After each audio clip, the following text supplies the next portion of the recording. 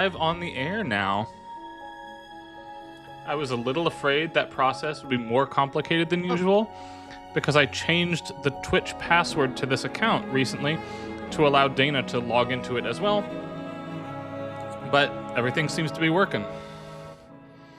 So, hi everybody. Did Dana step away for a minute, Andrew? Yeah, she just stepped out. Okay, great. Oh, and it says I'm not sharing the screen with folks anymore. Can you see if I do this? It says I'm not sharing the screen with folks anymore. Can you see if I do this? It says I'm not sharing the screen with folks anymore. Oh, no. Hold on, everybody. I'll fix this sound issue. I'm so sorry. Oh, no. Hold on. Okay, thank God. Okay. No more sound doubling. Hooray, I had Twitch's audio on while I have the chat moderated. So now we're all good again. All right. Let's see if we can't call this borderless. Oh, should be able to do this. I gotta log back into Twitch. That's okay. I need a minute to fix all the screen stuff here going on.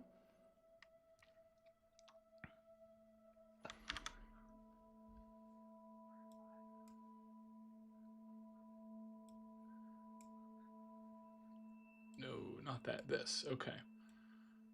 So first, the two of you on Discord, can you see the game still? Mm-hmm. Uh-huh. Yay. Also, hi Andrew, how are you, darling? I'm doing well. How are you doing, Dana?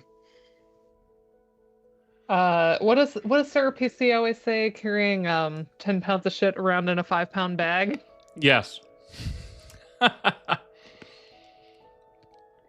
Big feelings of that right now. Yeah.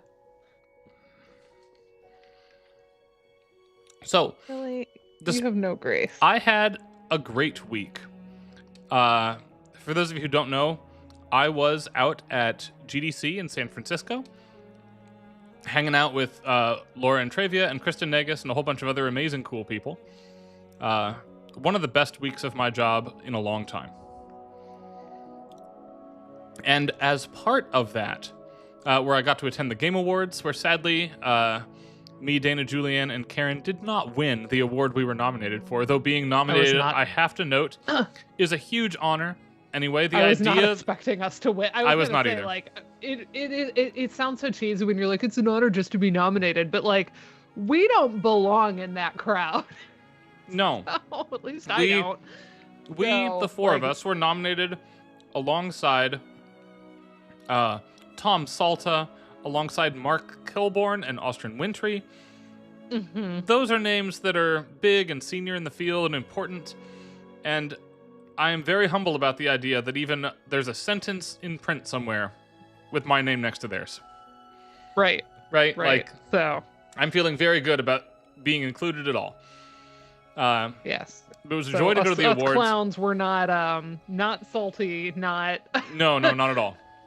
Like, there was not really much expectation there, but it was very exciting, and of course everyone's listing the heck out of it on CVs. Yes, and I will say that is also true of almost everybody in the other categories as well. Everybody is super humble and nice there.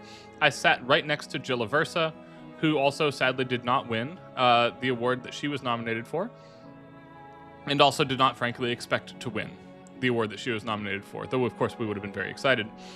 Both of us... Jill and I were DMing about how everything went to Claire Obscure. It's like, yeah, that game was kind Claire of a phenomenon. Obscure and Death Stranding 2 took away almost all the hardware between the two of them. Mm-hmm. And you know what? Yeah. Great, honestly. Yeah. And the few awards that did not were very well deserved. If it's very grotesque, kind of in the rabbit hole between my interests and Andrew's, actually. But Diablo 4 won for Best Cutscene and Best Cutscene Audio. And you know what? That was the right choice this year. Absolute masterpiece of a cutscene, even if it is really, really gross. The whole finger splitting sound effect. Ooh. Anyway, that's my area. Very good stuff, though. I wanted to come back and mostly just hang out with my friends. I'm really glad to see both of you on stream today, and welcome to Andrew Powell, by the way, who's joined us before and is joining us again. Yay, Andrew! So thank you, Andrew, for being with us. Thank you guys for having me. One of the things I got to do, without name dropping every single person I got to meet, is I got to meet some new people And composer Pav Gecko was one of them, who's the composer of this little game, Spirit of the North 2, which was nominated for Best Music for an indie game. In all the indie game categories, Darren Korb took home all the hardware. And again, Hades 2 is a phenomenal game. I'm not taking a cent away from Hades 2's accomplishments or Darren's accomplishments.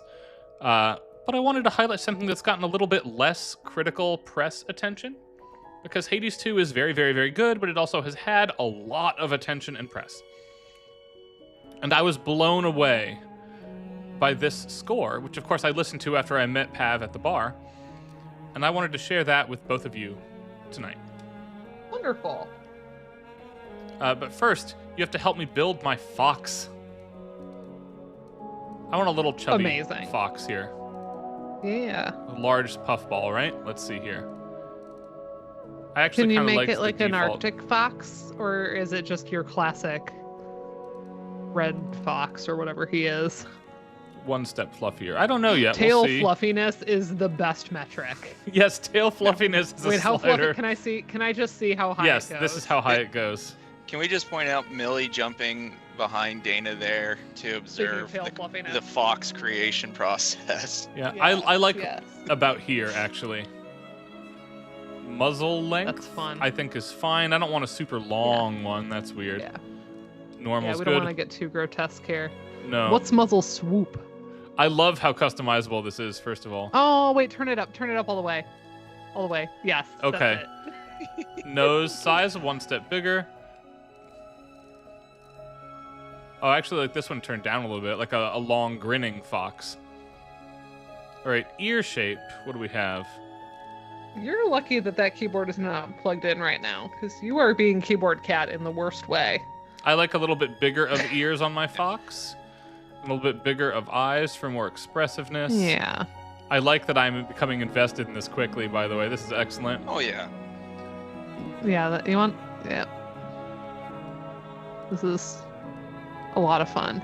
All right, nail size. You know what? We can be a trimmed fox, actually. All right, fur. Red or spring red fox? Oh, here you go, Dana. Check this out. Yeah, okay. So let's see. Red fox variant. Regular red fox. Oh, I like the regular red. Do you want to do the Arctic looking fox? That one's cool, but I think just the first one, the regular red, has that like nice, rich, auburny color. Oh, eye colors. I like the orange brown, eyes yellowed for brown, the fox. dark orange. Yellowed brown makes him look jaundiced to me. And this is too cartoony. Let's go with dark orange for the eye. Mm-hmm.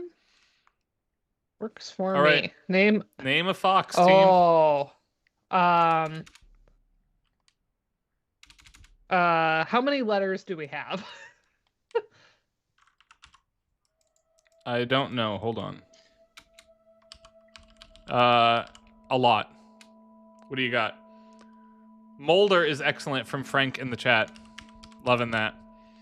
I was gonna go Ollie Foxen free.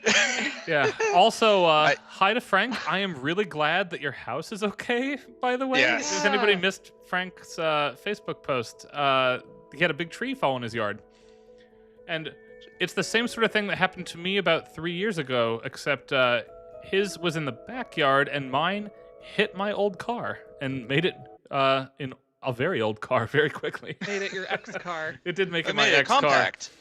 It made it compact. I was actually visiting Jill out at her place at Maryland and got a text that said, "You should probably drive home right now." Oh no. Oh no. Yeah. And we did, in fact, drive home right then. He's gonna get down? Oh, goodness. Okay. Yeah. But I was, again, blown away, especially with the string writing for this soundtrack. Hooray! Love a string writing. Oh, I have to deposit my check. Hold on. Speaking of string things, gotta remember to, like, put money in my account. Seems like a good plan.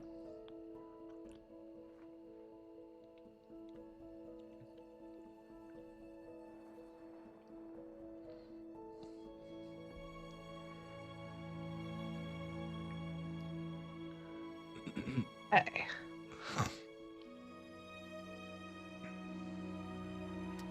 Yeah, I played, if anybody is a huge Haydn fan, I did the 7 Last Words of Christ on the cross for a Lenten service. It was a lot of fun to put together. Nice.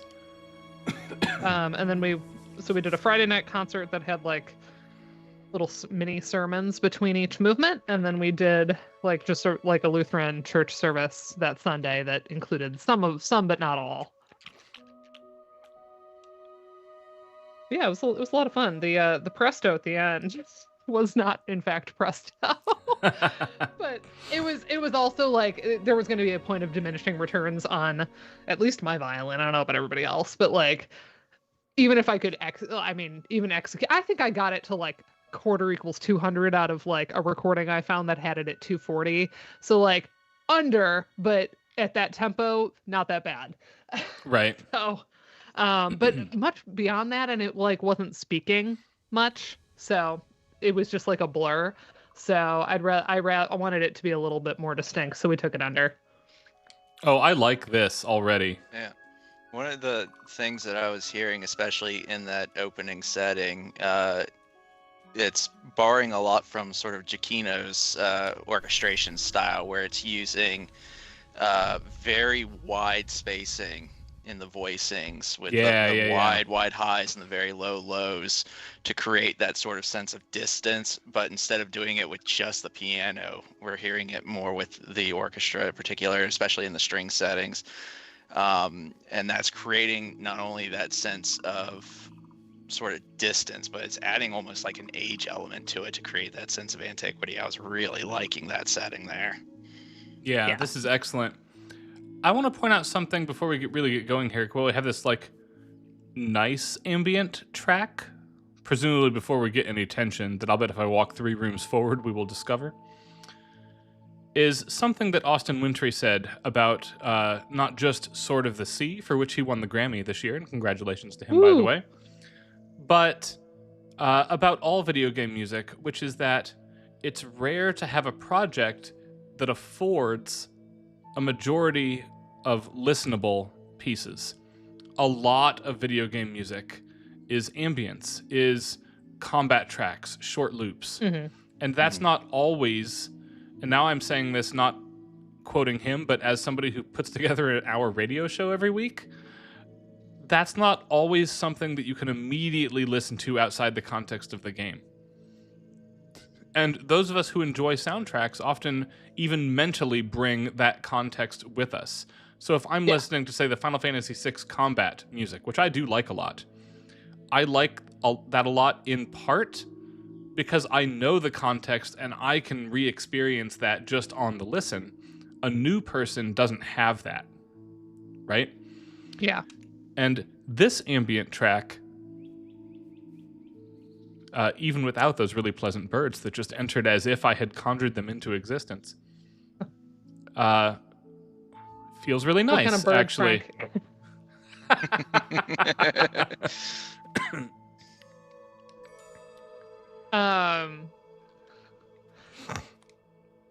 This is actually an assignment I do with my undergrad students in my video game music class. I have an assignment. This is not news to folks on the call with me, but maybe folks watching the stream. I have an assignment called The Warrior Cook, after my boy Garl. And I got the idea for it because Joe got me the Stardew Valley cookbook, as it is one of my most played games of life. And I started, initially he was like, I just thought you would like to own this. He's like, I don't know how interesting the recipes are.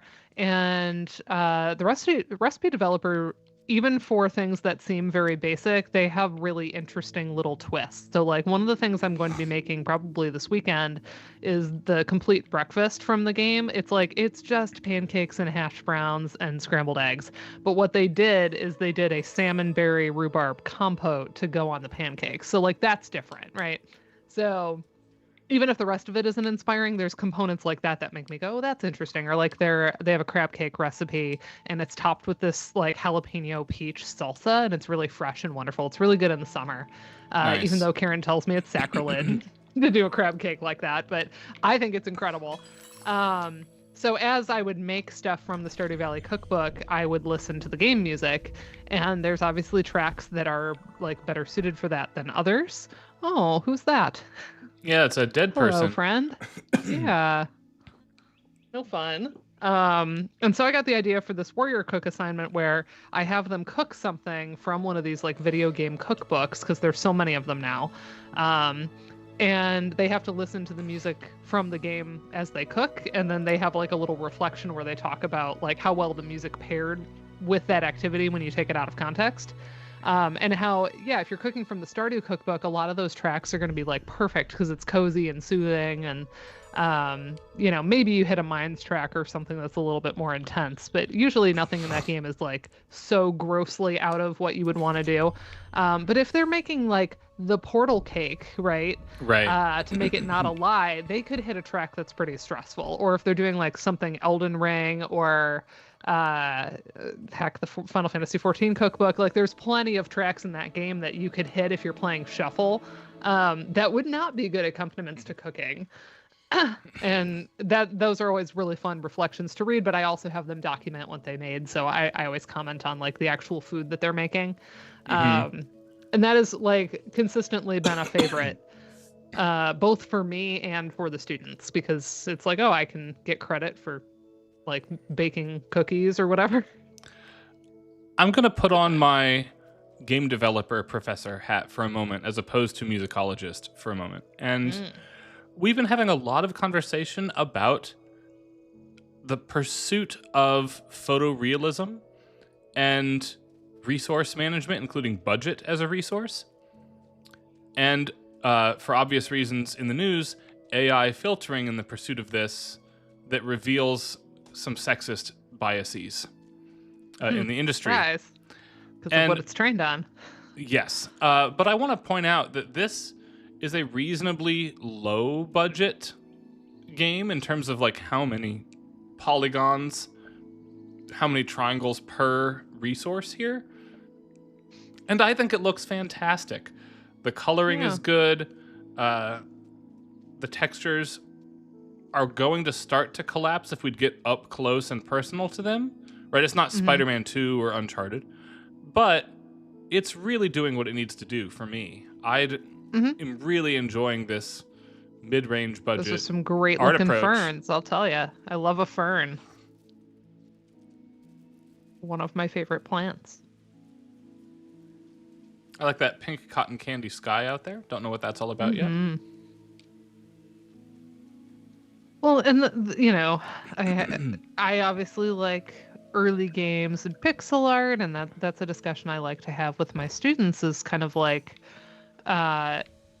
the anti-technological determinism argument of, well, why would we make games in these older styles? Like, beyond just nostalgia, because plenty of people play those games that didn't play the originals, right? Like, there's something aesthetic about it itself that draws people in and that they want to go back to. So, like, photorealism can be great in the right application, but we don't need it, and we don't need shortcuts to get it for no reason other than we think we have to, because there are so many other art directions you can take in a game, and really take a gamble with and have them pay off. A lot of my like top games of all time are things that really commit to a style that might not be common. So like Cuphead with the cell animation, or Gree with the watercolor. Scarlet Deer Inn is still on my wish list because it's still in development, but like that's embroidered. The sprite work is all embroidered, and then the backgrounds are painted animation. Like all of that. Yeah. Like I will take that over something super like photorealistic any day, most of the time. The slightest of pushbacks to that, I will say there is a level of fidelity, especially in the 3D space, that feels like if you weren't there to experience it and generate nostalgia for the super primitive technology, it's really hard to get into. And I actually put Mario 64 and Ocarina of Time into that category. I weirdly prefer the fan remasters of those. And it's not about art direction, it's about what the technology affords for art direction as a capacity. Sure. Frank points out, though, a lot of stylized games end up being future-proofed. They'll hold up in ways that stuff that's aiming for photorealism, like I remember when Final Fantasy VIII felt like the height of what we would ever achieve in that. Yes, and now he's the hottest person in the room, or whatever. Yeah. Squall's the best looking guy here with those like pools of nothing, right? Yeah. When he finally got eyes, it was actually unsettling. I preferred the black pools of nothing because you can kind of imagine anything there, right? There's a mystery to it. But yeah, I would agree that that sort of realism can age it very quickly, because very quickly, you have something that turns out better. There's a rare game that you look back, like I still think The Witcher 3, like 15 it shocks me to think of how old that game actually is now, because like I think it looks fantastic, right? Yes. So like things can hold up for a good long while. But in general, it's the same thing that Joe will say about open world, is like a lot of games kind of do it because they feel like everybody else is doing it, so therefore we must have to, but like there's not a consideration of, do we need this to be open world, and like, is it actually serving us? Are we filling it with anything meaningful, or is it just like the same thing over and over again?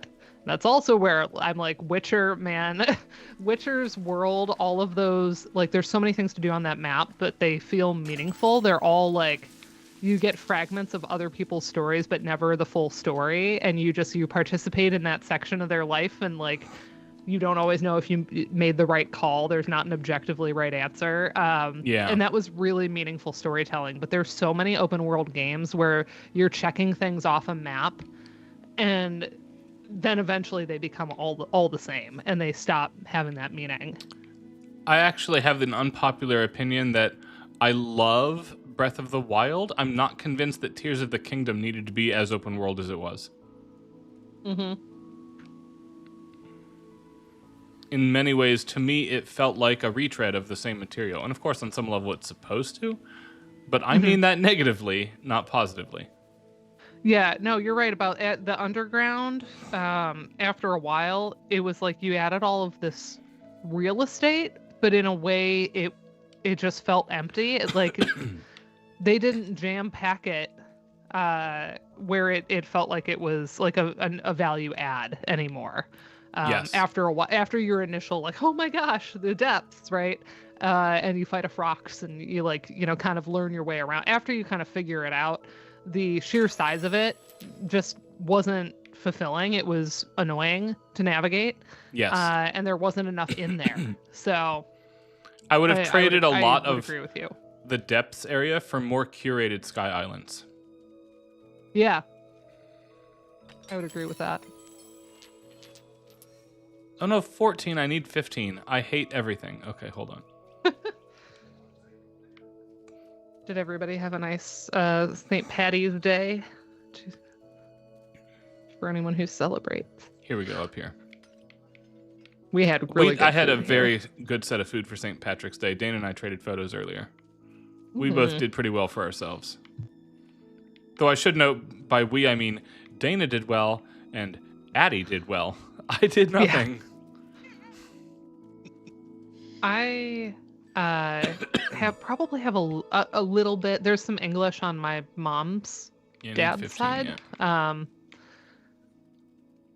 So we probably have other parts of the UK in there, like a little bit of like Welsh, Scottish, Irish somewhere in there, but it's not like a huge part of my background. But Joe has a good amount of Irish on his dad's side, and so I never really had any particular like, oh, we do this for St. Patrick's Day, other than like wearing green is fun. But like I was never a kid that skipped school to go to the parade, and like I come from a very Irish Catholic heavy area, so there were a lot of kids that like their parents would call them off school so they could go see the parade and stuff, and it was a big tradition. And for me, it was just another day. Now I'm like, oh, it's kind of fun to like research the food, so I did get a good corned beef roast, and I did a 48-hour sous vide on it. Then all weekend I was texting people updates like 22 more hours left. Yeah, I've never lived in a place, except for Indiana, I suppose, with a humongous Catholic population. Like, Michigan is not particularly known for that, and it's by far still more Catholic than the rural Midwest, which is almost all, at least in Iowa and Minnesota, Lutheran and Episcopalian. But mainline Protestant, chiefly, right? And so a lot of, especially Irish Catholic traditions, were relatively foreign to me. Yeah, so I did the sous vide, and then I made a whole grain Dijon mustard gravy. I kind of just made it up, but it turned out so good. And then I did Cole Cannon, and you can kind of add a lot of different greens to that, but I ended up seeing a few different recipes and then kind of conflating. And so I did kale, garlic butter, and leeks in mine. Nice. So that was, and I got it so smooth. It was like one of the best mashes I've done in a long time, because it was just like unbelievably smooth. Other than the inclusions, which were lovely.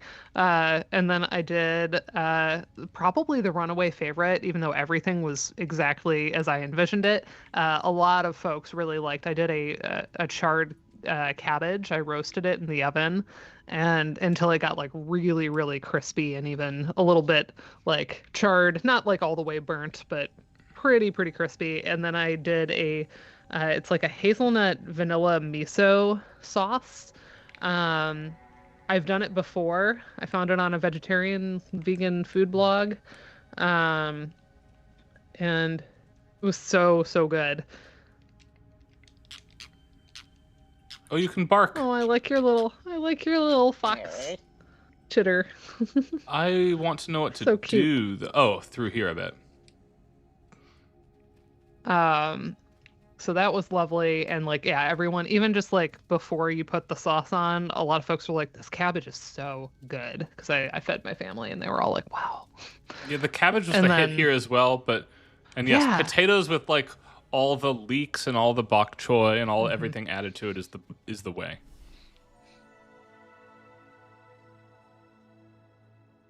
We had an Irish place in my hometown, and they closed down a number of years ago, and I still think about some of the food they had there. It was so good. But they would do like a trio of Cole Cannon, like with slightly different stuff in it. And so you'd get like 3 little scoops with any meal you would get. And I think about like the ones that were a little bit different. The one I know had like carrot and maybe parsnip in it.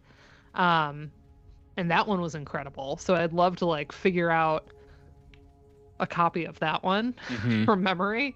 But they also had, I don't know how traditional it was, but they had this like apple cider chicken, and the apple cider sauce on it was like, I could bathe in it. It was so good. Oh, I miss it. I think about that apple cider chicken all the time. And it had like mushrooms in it. Oh, it was so good. So yeah, we ate well, and then I always post on social media because it does freak people out. I do this. It's a parsley mint cake. The original recipe it's mostly parsley with just like a hint of mint. I've evened it out a little more because I want it to be more on the mint side. But you do just grind up like 180 grams of herbs with some olive oil and make like a paste of them, and then that's what makes it green. And then I add a little peppermint extract to like really mint it up. And they look weird, but they are naturally green, and they are so good, especially with a little chocolate sauce drizzled on them. So I baked them in little heart-shaped molds, and then put 4 of them like together, and then they looked like little 4-leaf clover shamrocks on a plate. So they were so cute. Nice. As an aside, I can think of exactly what Frank is talking about in the chat with that triple repetition. Dun da da da da da da dum bum bum. But I didn't know there was a specific name for that. Yeah, I wouldn't. I mean, I make jokes all the time about like what nationality of 6th chord are we talking about? Was it Did Robert have a post about the Canadian Augmented Six? Was that Robert? That sounds like a Robert thing. Like joking what that would be. Right. So anyway, we ate really well. I was extremely happy with how it turned out. Yeah. I have a quick aside for folks I want to get through the next 10 minutes or so of this, then pass the torch to the two of you for Shenanigans games.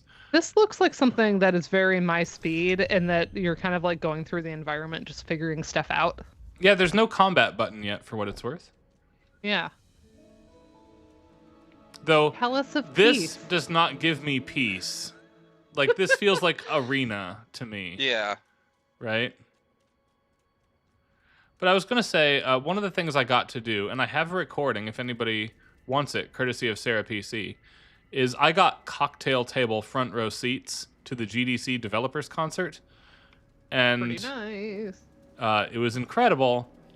And if you have any way to get to Nafigum this year, I'll note the website has been updated. There's a lot more information on it now. If you were waiting for a couple hints on where to stay in town or looking for some travel info, for instance, that's up there now. But I got to hear a fully orchestrated version of the piece that Laura and Trevi is going to be performing for us at Nafigum this year on just piano and voice. And you want to be there for that. Wait, what's she doing for us?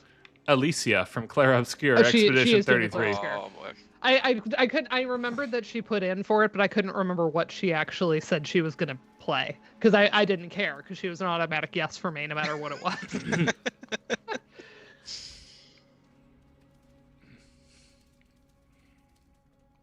She is one of vanishingly few people that could have applied with, I'll do something, just let me figure it out, and I would have voted yes. Yeah, it doesn't even matter. If I can pull it off, the thing I'm doing is going to be kind of cool. So I'm excited. I'm excited for it. I've been building it slowly. There is a pre-recorded portion and then me playing live to it like it's a karaoke track. But it is, and I'm custom encoding some of my own chiptune, which is really fun. Which I did a little bit back in my Celeste tribute. But I'm doing a bit more of that now. Hi, Jordan, by the way. Going through there. Yeah, hi, Jordan. Good to see you. So, I don't love the evil red lava look. Yeah, it doesn't look great. Right, I'll just be me? honest. Okay. Looks a little unsettling. Yeah. I've been Looks trying a to little less track happy. I'm starting to understand why there's dead bodies all over the landscape. Right? In the background. I've just been trying to track the drone that's been going on. When we were underground, there was a low D, and now where they've shifted it up into the higher register here as we've gone up into this sort of gladiator arena. Yeah, and this is where I was, going, right? Yes. Yeah. And is it as simple as raising it up raises the tension, or like how is the affect shifting here by jumping? I wouldn't necessarily say it's entirely just by shifting the register. That's certainly a big part of it. One of the things that I'm hearing is a little bit more distortion of the pitch. It's definitely doing a lot more wavering and bringing in almost like some semitone motion, if I'm hearing it correctly, in the background. Mm-hmm. Yeah, I hear ba, ba. Yeah, and that is even going back to Frank would have to reconfirm it for me, but David Lynch, Twin Peaks, and Frank talked about the Lynchian drive, and just that sort of oscillation between semitones is really, really common in psychological tension. The one that I immediately think to is The Infectious Madness of Dr. Decker. And that entire, whenever you're doing interviews with your patients, it is using just that oscillation between half steps and the blending back and forth between the two. Your fox died? I died. But we didn't find out what he was going to say. Oh, no, wait. Weekend.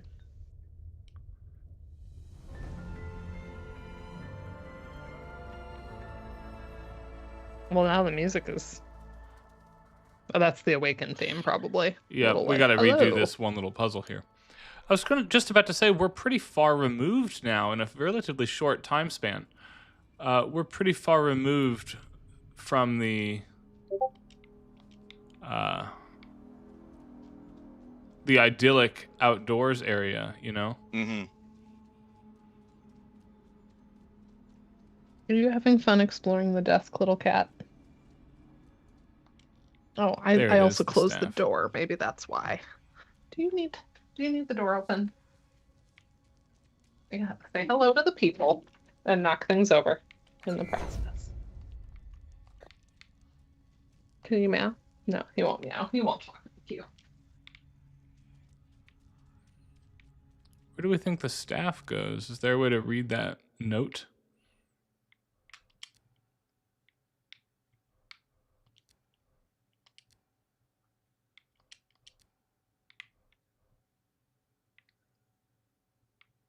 Okay. It doesn't seem helpful, really.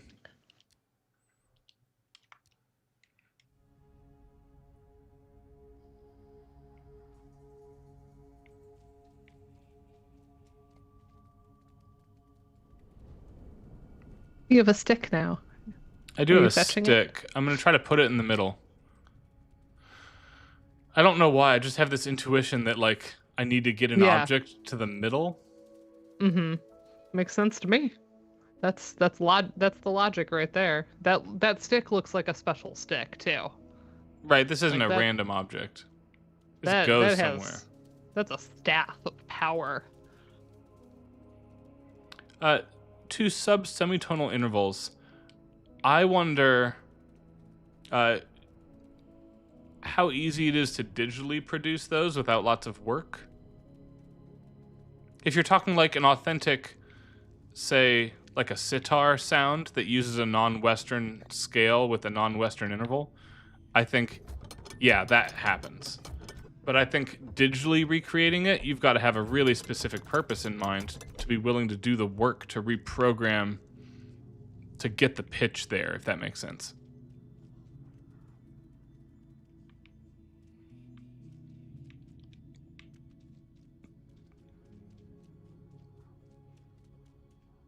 Okay, this is what killed me. The glowthorn stuff. We don't like that.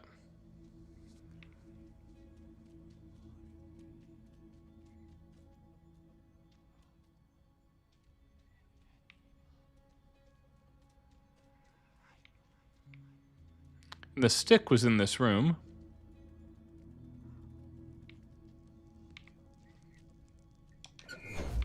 Let's take this with us. I feel like it wouldn't be provided to us if we didn't need it in 2 places. You know? Yeah. Where's the stick? I'm gonna throw this out here because again I have my film music friends here. If anybody knows of a source of a score of any kind for the love theme from Far From the Madding Crowd by Craig Armstrong, let me know. I can definitely do a transcription. I have time. This wedding is far enough away, but it always makes it a little easier if I have like confirmation that I'm getting the chords. Even just like a lead sheet, you know what I mean? Like, saves me a little time. So if anybody knows of any sources, because like I'm not familiar with Craig Armstrong as a composer, but oh look, the stick is lightable on fire. I think it'll make a lovely string quartet. And I started doing the cello line last night, and I'm like, I'll ask around first. Okay, Fox takes the stick somewhere.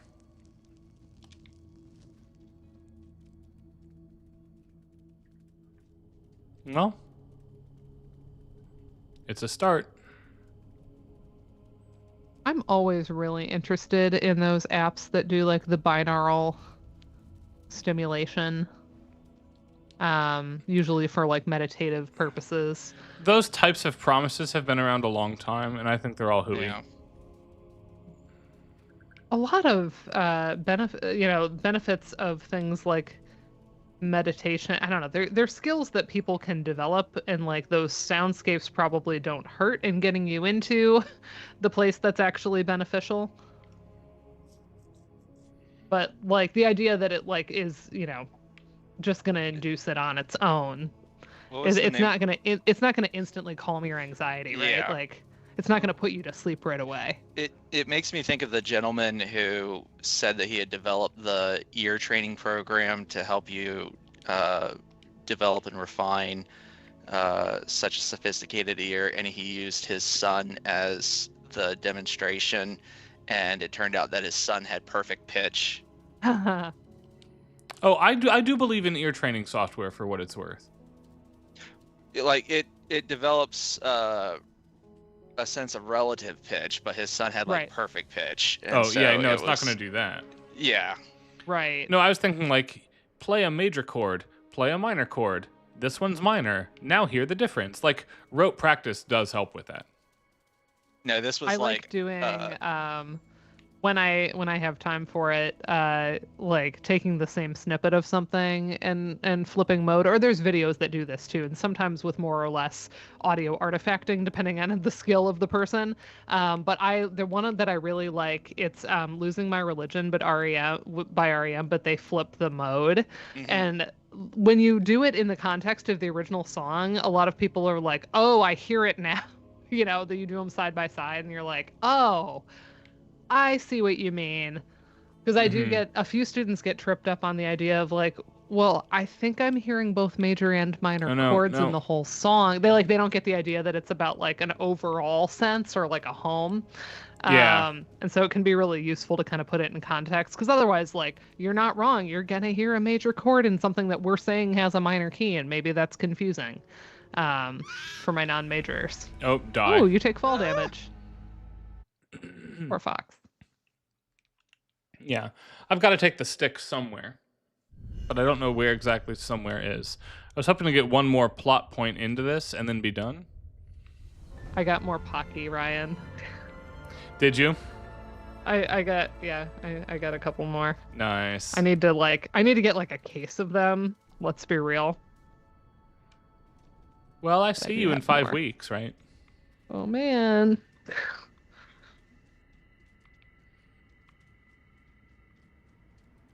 I'm normally not like the biggest Pocky person, but man, you put the word salted vanilla in front of it, I'm there.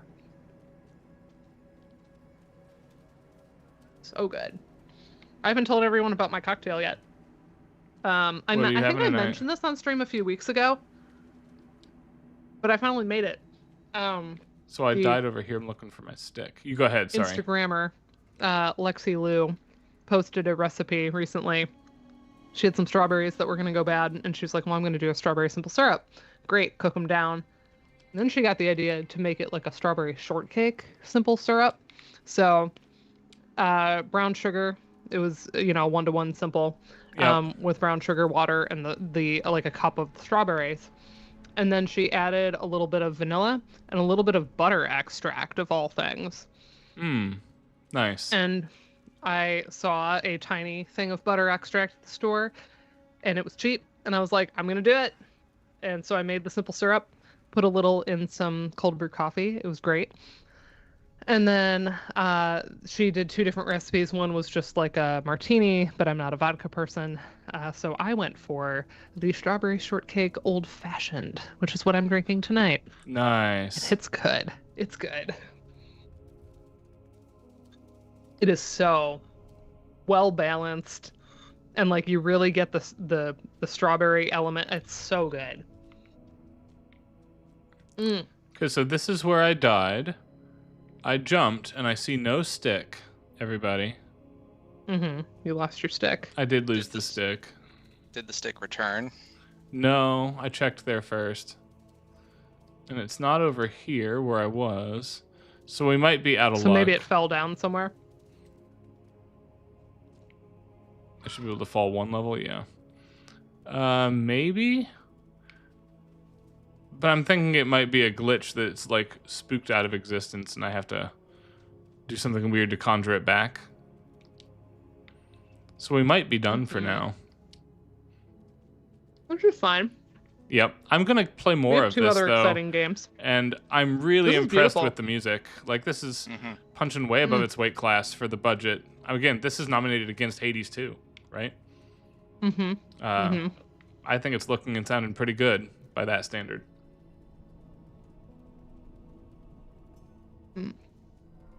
Ooh, I did not know the kids stayed around to help. Oh, yep. Hold on, it respawned. We'll run. We'll do it one time here. The kids get parentified.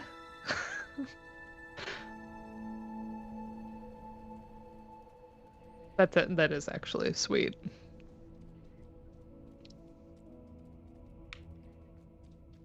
It is. So is Frank basically saying that we're just now turning into red foxes, how now kids are starting to live with their parents again after going out into the world from the ages of 18 to 22/24? Okay, but is that out of a specific desire to be at home, or is that because, like, the world is not working the way it's supposed to right now? Well, we're not even saying that foxes have a desire to stay at home. They just kind of come back, or they're there. Yeah, are they just getting guilted? Yeah. I could see this. I mean, this fox looks like it would give an incredible guilt trip. I would not want those orange eyes staring at me. No, I mean, that's fair. Yeah. All right, I know I saw the thing about taking the stick up to the mountain peak. I can totally see foxes basically becoming dogs. Makes a lot of sense. And in fairness, you know how in control my dogs are of me. True. They have you trained well. Oh, yeah. Yeah.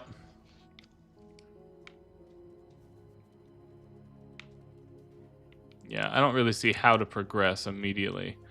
And so for the sake of getting to your 2 games, we may be done with this one for now. The most control that Millie exerts is... Pause right here. When one of us isn't feeling well and we definitely need to be resting, she will I do park like herself on our lap so we can't leave.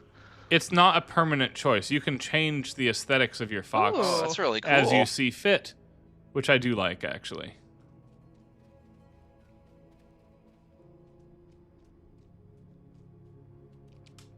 So that's pretty decent.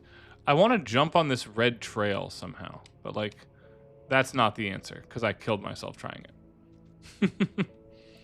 In any case... that's cool. Yes, that is a really pretty game. Yeah. Yeah, well, $15 on the Steam sale right now. Thank you for introducing it. Mm-hmm. Oh, I have to look up that one I was just posting about really quick. All right. Andrew, do you want to go next? Share it via Discord. I'll take care of the rest of it for the broadcast, and then we'll let Dana and her hamster game go last. Sure. Yeah. Fat washed rum would go hard with the strawberry shortcake cocktail. I agree. And we do have many a rum here because of the tiki interest. Cuteness overload. All right. I'm going to look at Andrew for a Discord screen share eventually. We'll get something going up.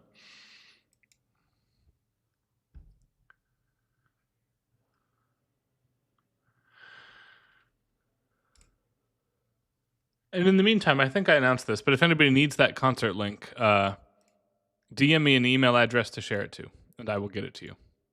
Yeah, pretty cool. Give me 1 second. They actually just patched an update. No worries.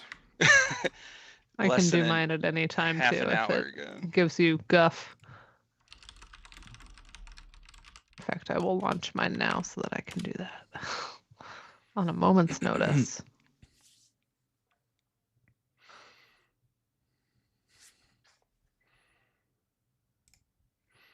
I've not actually read that article yet. Addie just sent it to me.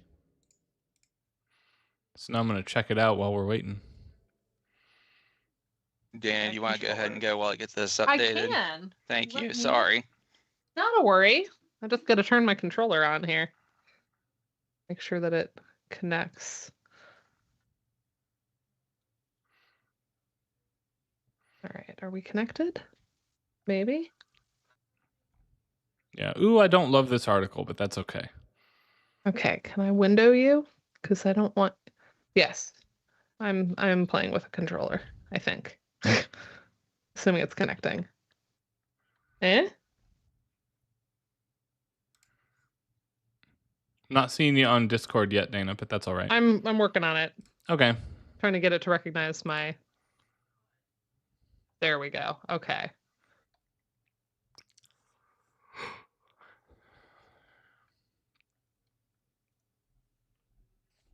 Okay.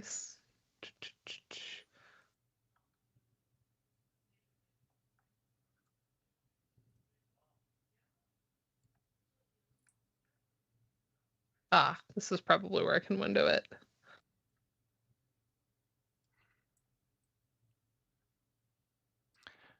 I will say the other thing, and I wish I could There we share go. video of it, but I'd probably better not on a public stream. Find me at Nactgum and I'll show you. Is on the IGF show floor, I walked the Independent Games Fellowship booths and played a game I'm very eager to see Dana's reaction to in person at some point. And we also saw the Alt Control GDC games, which is like games with alternate controllers that are very non-standard. So there was one game that brought me back memories of the worst parts of college. The controller was hoisting a couch into specific shapes and positions with your friend, and it was about moving into and out of college. Okay, let me jump over to Discord. Sure. And then there was Share this. an amazing game controlled by a giant hamster wheel that would hamster like bubble wheel into which would fit a full-size person. And I have a video on my phone of Danny Baranowski, who's the composer for Super Meat Boy and a number of other games, attempting to crawl into this giant hamster ball. And we all kind of laughed and made fun of him for 5 minutes. Okay, everything should be ready. So thanks to Elizabeth for making me spend my Steam gift card that I had been holding steady on since October. With all that Ludoscene talk a few weeks ago. Is this what you let her recommend you? This is one of them. Yep. Okay. Yeah, if anybody doesn't know Danny, he is hilarious, like all but the Jack Black of the games industry. And the idea that he would be the one to crawl in this giant hamster ball makes immediate sense if you have met him for more than 5 minutes. It was fantastic, though. Okay, let me know when you're ready. I'm just cropping the window. You can go ahead. There's a really good opening cutscene, so I'm not gonna. Oh, okay, I'm not okay. gonna I'll hit go finish yet until cropping then. Yeah, so thanks to Elizabeth for recommending Hamster Mind. It's a puzzle game.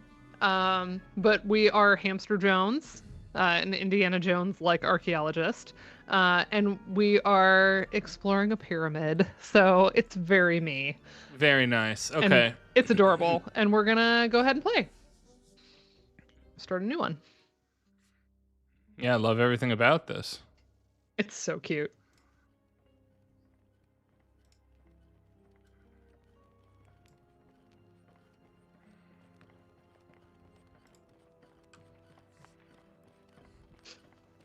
Working out at home. As one does. Look how adorable. I have not watched Human vs. Hamster.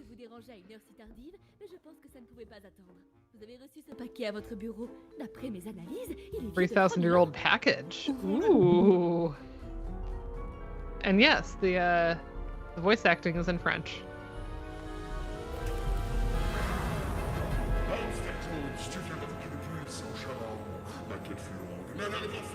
Uh-oh.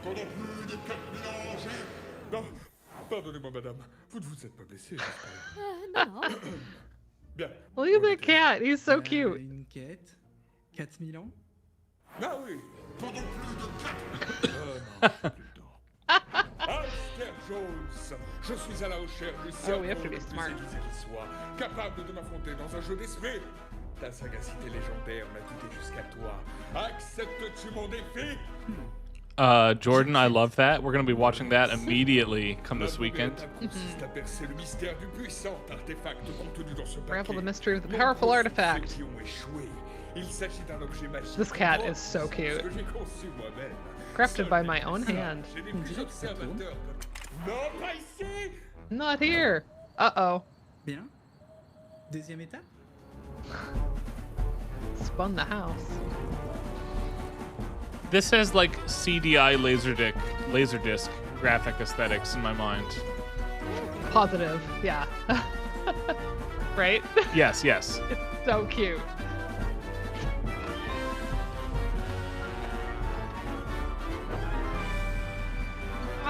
So cute.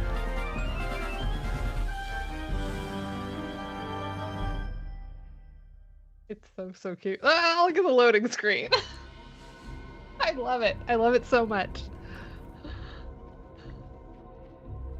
All right, so now we're in the pyramid. All right.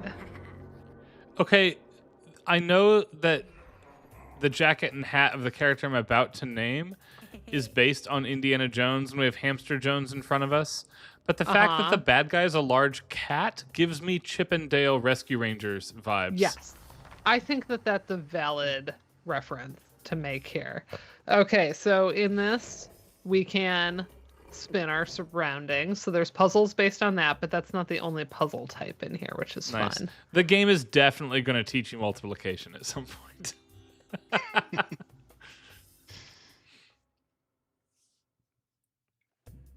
Okay, so this is like our home base.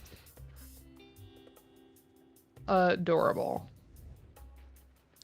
All right, so this is like, we're trying to get this open ultimately. Okay. It rattles. Okay. And Marie.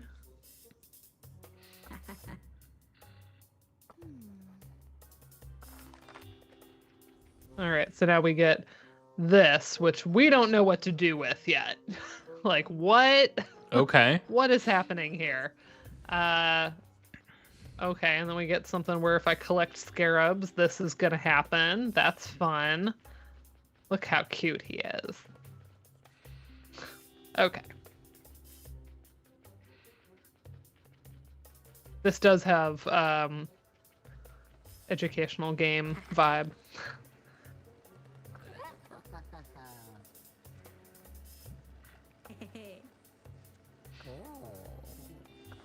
Okay, so let's try a puzzle. So now we also have these ones where we have to rotate.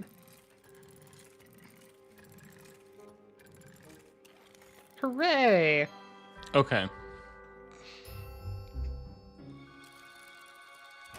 So yeah, the puzzles are rotation based, but there's kind of those two main flavors where there's like moving the environment and then moving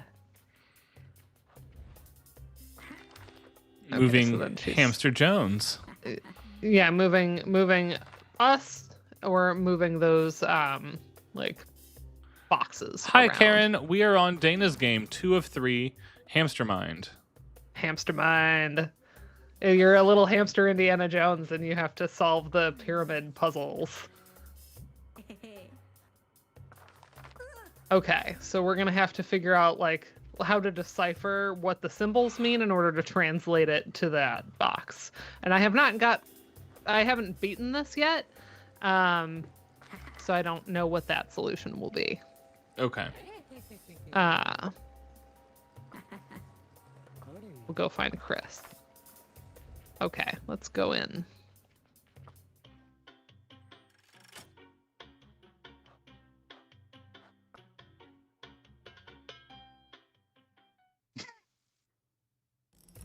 I like how it said there are no bugs in the game. Wait, only beetles.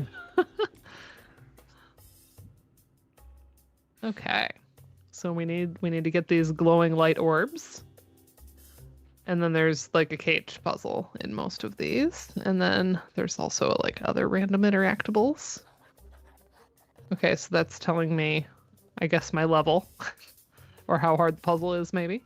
Yeah, so I can hold these and like rotate around. And now you can Don't go forget get... you can rotate the room you're in. Yeah, you can get the golden thing now, right? Science still doesn't know what happens when a cat with a buttered toast strapped to its back falls.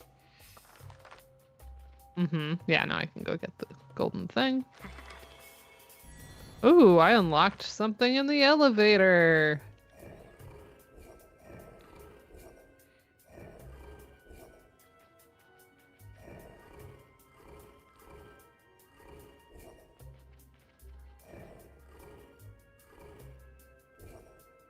Oh yeah, I can just go out this way. And can you stop by the cage to do the other puzzle in here? Yeah.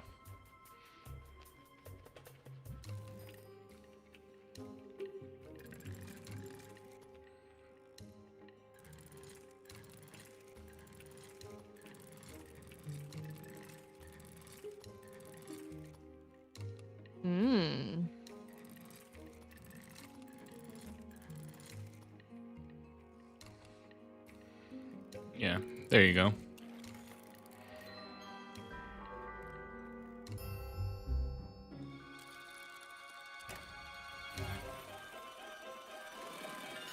I let a scarab loose. Okay. Great. I got a scarab. I like the like elevator music. Yes, it is excellent. It's so fun. Little electronic piano action.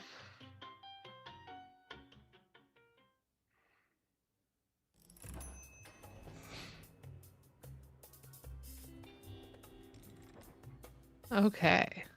And then there's also a third type of puzzle that our friend Triceratops is going to tell us about. Oh, a secret passage behind the wall. Okay. We'll have to come back for that. Let's do the box first. Okay, so now there's two. And you cannot get them in the wrong one, because they will get mad at you.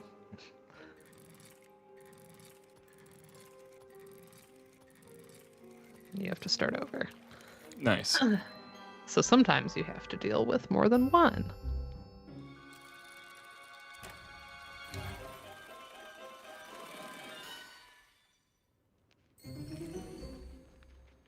Excellent.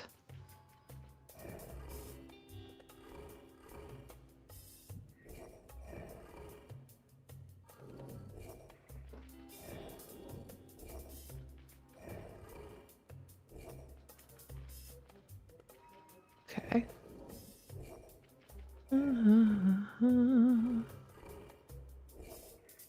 Might be able to do that. Yep.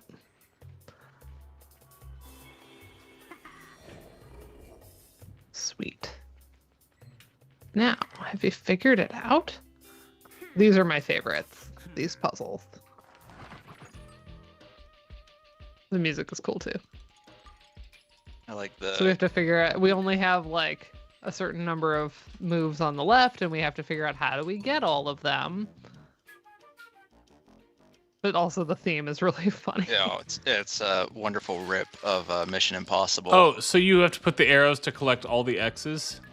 Mm-hmm. So by Nice. default, I will go here. And then you want to so I put the can tell it down to arrow go there. Down. Yep. But then what? How do I get all of them? You go down, then left, then up. Yeah. Yeah, exactly.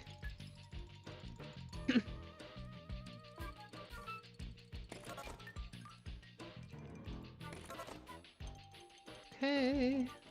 And then R2 is start. Nice.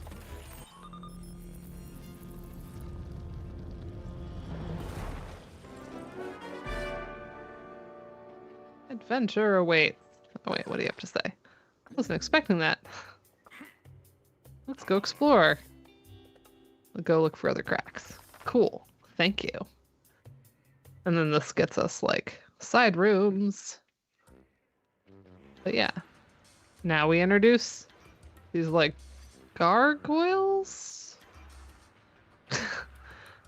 They have to not see us, or we have to find a way to block them.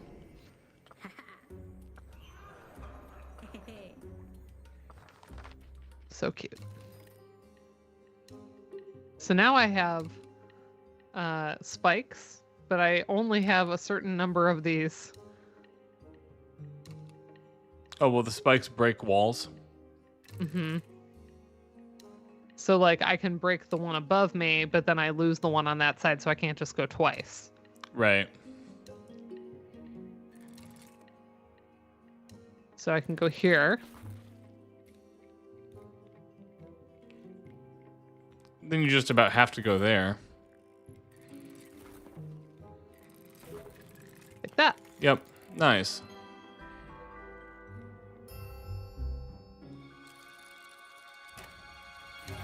So we can imagine we start layering different elements. There's a wind mechanic that gets added to those boxes that will blow you around and you think you have figured it out and then it moves you. I can push this. That's fun. Can you rotate this puzzle or no? Nah. But I can do this. And then I get rid of those. Cool. Nice.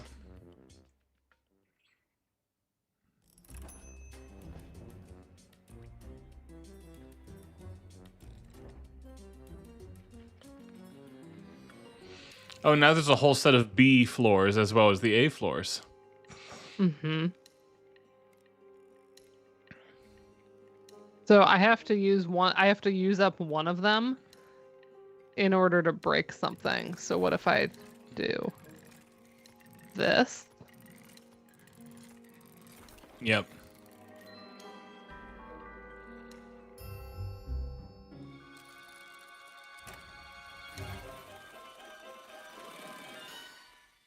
Hooray. Adorable. I like how like derpy the music is. Yeah, that's excellent. It's so cute.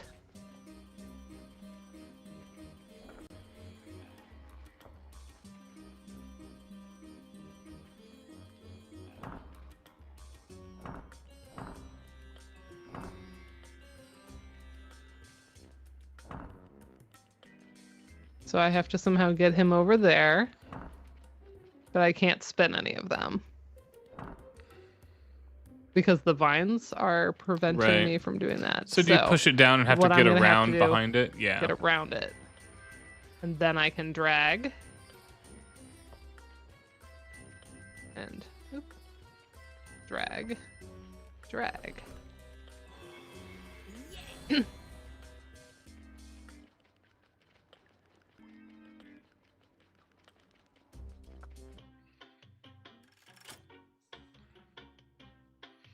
Yeah, your pyramid's going to be a lot more roomy now. Mm-hmm. How far have you gotten? It's a good question. Probably 60-70%. Okay. 100%, 200%, 213%. Ah. No idea what that means. They like laugh at me. Jerks. And I can't spin the room because they have chains on me.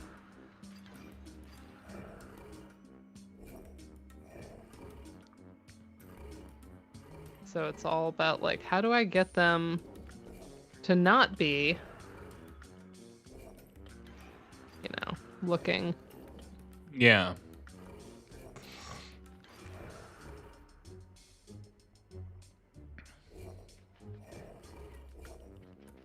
Like that.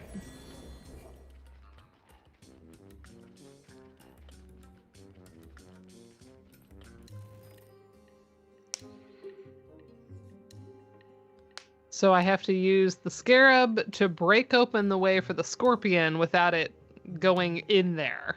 Yep. So the way to do that will be like this. Because then I don't have to. Yep, and then you can just walk it around. Mm-hmm.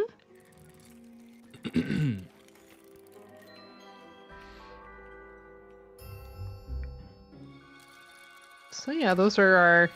Unless there's ones like way later, the drone puzzles, the kind of move me around, get the glowing orbs, and then the scarab puzzles are the 3 main puzzle types. Nice. So we'll do a few more of these. And then we'll see what Andrew's game's all about. But it's adorable. I'm really enjoying it. It's like very satisfying.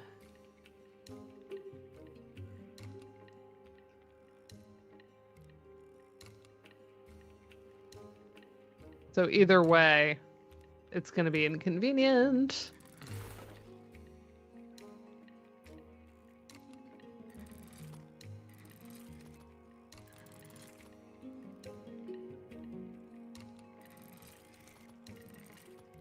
Yeah.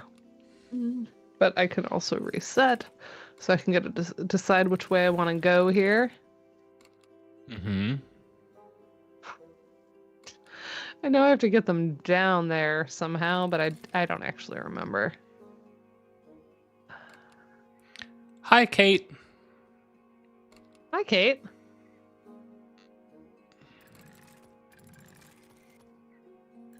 It's like I can do that, but that's gonna mess me up a little bit, because if you do this, you fail the puzzle. Right. So... oh, did not mean to We can that. figure this one out, though. Yeah. I have, because I've been past this room, but I don't remember offhand, because I have the memory of a gnat. Reset the puzzle, and I got the idea for you. Okay. Okay, rotate it so that the scorpion falls down. Down, like that? Like that. And now to the right one. And now make the scarab fall on top of the scorpion. Now, scarab falls down again. Scarab goes that way. Okay. So now we just need to get this bad boy. Ooh, but are you stuck now, though? Yeah, you are. I'm bad. I'm bad at this. A good thought, though. What if we do that? It's the symmetrical problem. Oh, wait. Mm-hmm. It might not be? Walk it all the way around. Yep, it's the symmetrical problem.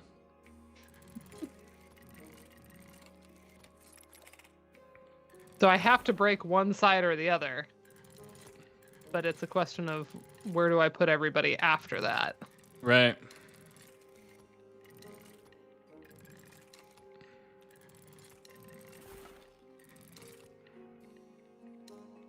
So I think you also I need... saw it. No, Oh, you need yeah. to use the... You were one turn away. You had it. You need to use the top of the one that you break the side with to break the...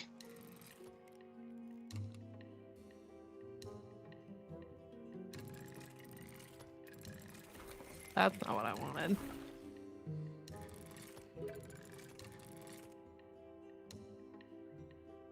Take the... Now rotate it up. Or other way. One more time. There you go. I see, yeah. Yeah, because then he can go there. Yep. And now then I you have just a path rotate it now. around. Yep. Yep. Yep.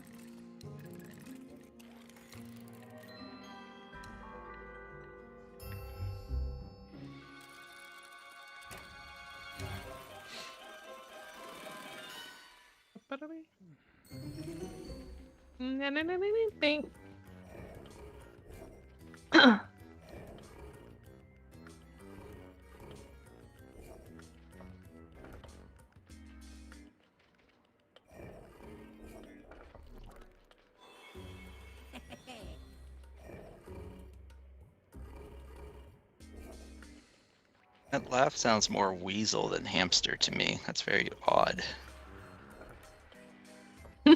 Oh, using the block to block the gargoyle feels very Lolo to me. Adventures of Lolo. Yeah. Yeah. My favorite puzzle game and the one I hate the most as well. I think there has to be a little bit of both, or it's not a good puzzle game. Okay, exit is over here.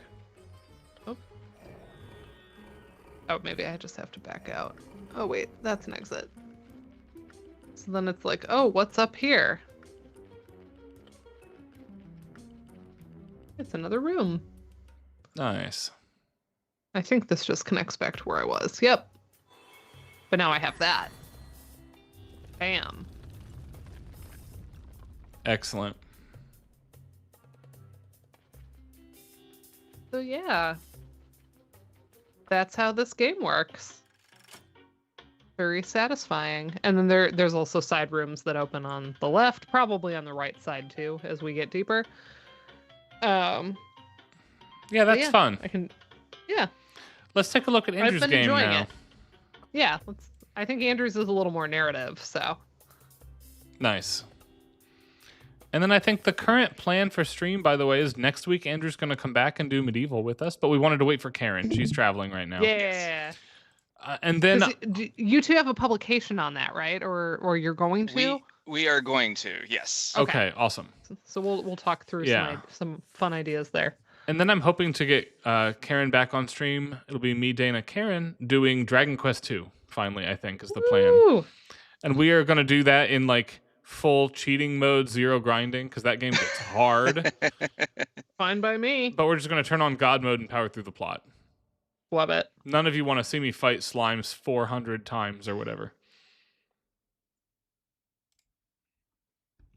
Oh, I just found out that when to meet does adjust for time zone for other people. That's really nice. I did not know that it did that. That is really nice. Which is good because I have so many meetings with folks not in my time zone lately. I'm excited for this one. So you'll have to tell me when to go because they don't have. Oh, hold on. I'm actually going to resize this one for everybody. Uh-huh. This Jordan, game looks I didn't more talk at complicated. all about the music and the like Phrygian-ness.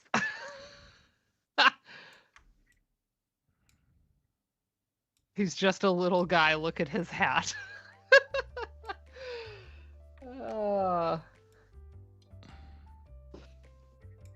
Yeah, of course, like we all know, like in a different life, maybe still in this life, we'll see how my life goes. I would have been an Egyptologist, or I may get a second PhD in Egyptology someday.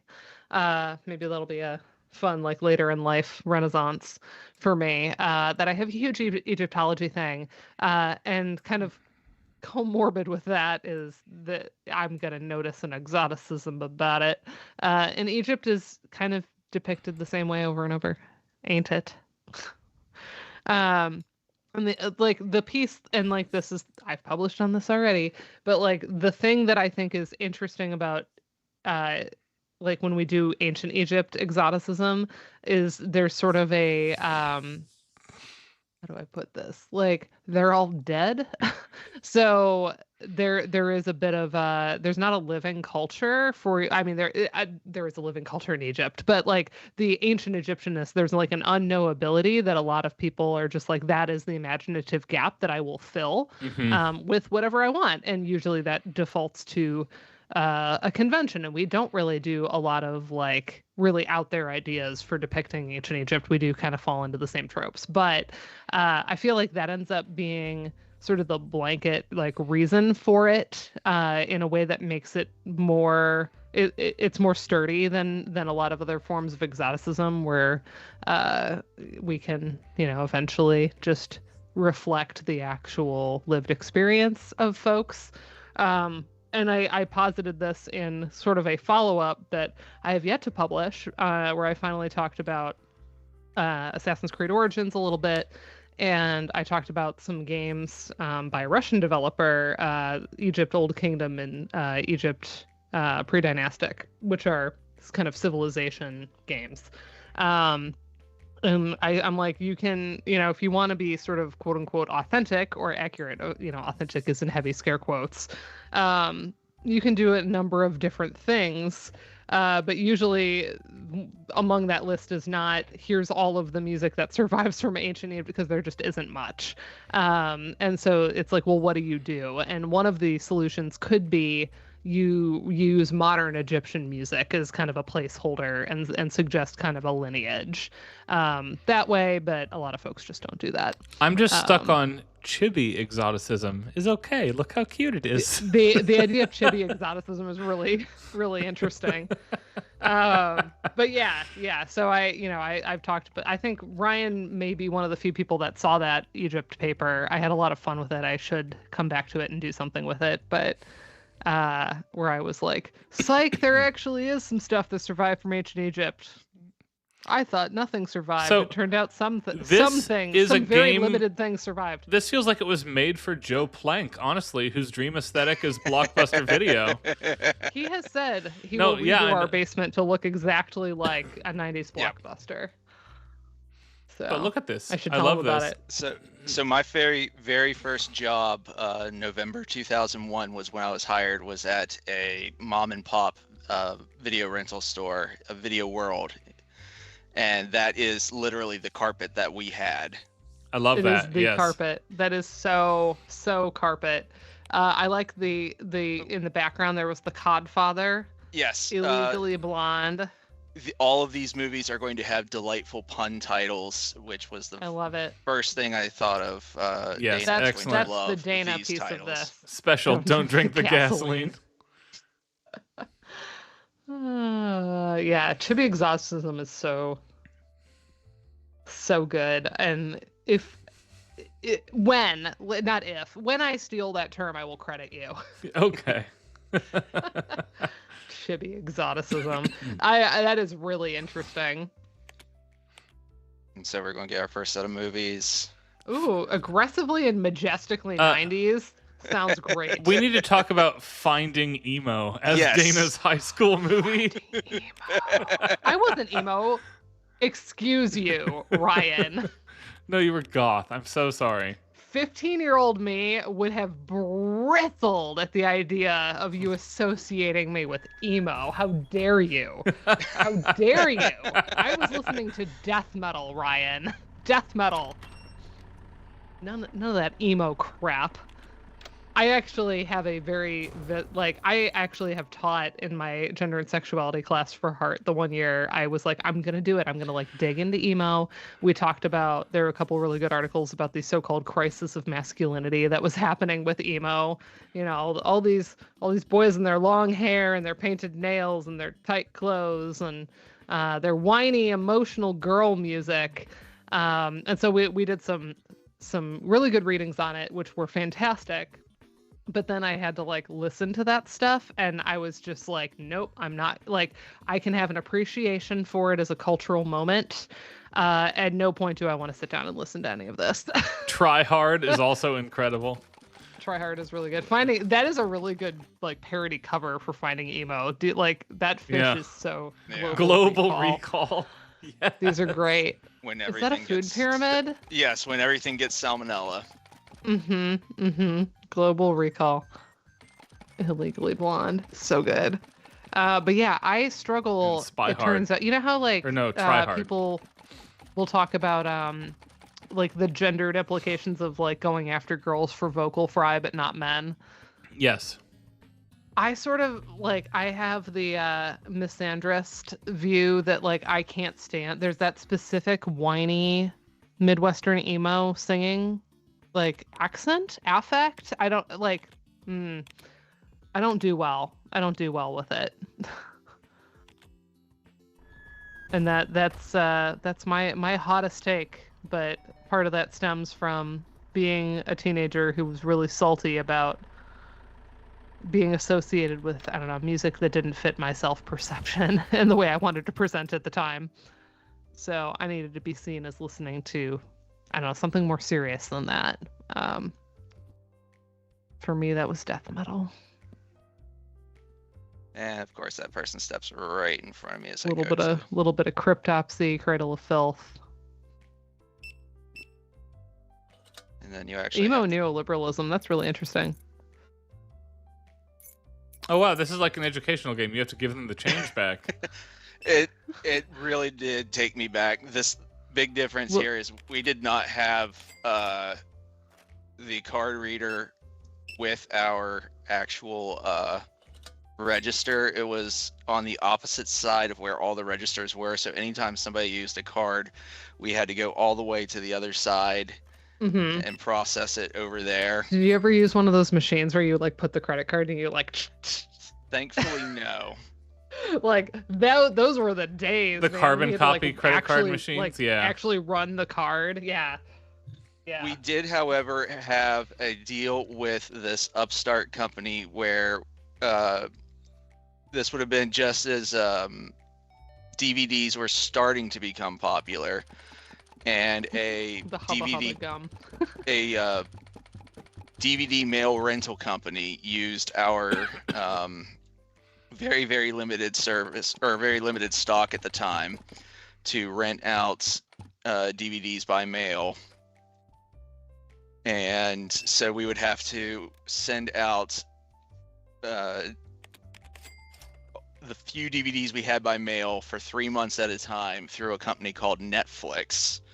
Oh, I've heard of them. So annoying because when our rich people would want to rent the 1 or 2 DVDs we had, they would not be in, and we'd have to tell them we didn't know when they would be coming back. I like the bending over to look. That takes me back. They're sad because you don't have something. They're looking for something.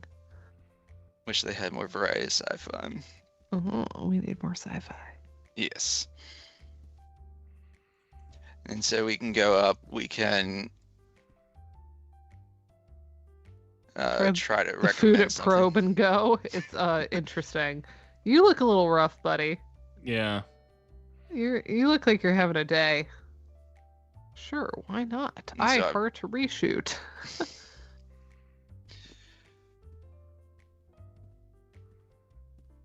Let me go ahead and shelf. Heavy twice. No, not yet. Need that. I'm not gonna ask yet. What there's a weapon category. Yes. You know what? I'm gonna let you surprise me with that. Yes, one. yes. Is there gonna be a zombie outbreak and we have to like fight off the hordes? the narrative portion of the game, as it's going to get to it, is as you are trying to survive, you are being pushed out by the new streaming service RentNet. And you are going to have to take Netflix. Yes.